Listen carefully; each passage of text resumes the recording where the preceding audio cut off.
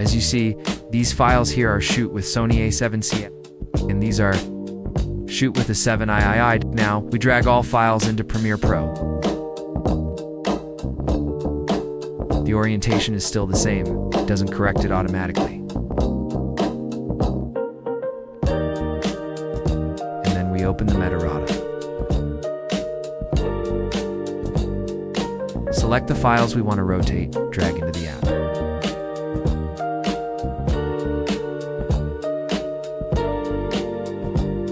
And click Rotate. For this case, we set to 270 degrees. Done. Here you can select the file to remove on by one, or clear the list at once. Also, you can add file with this button,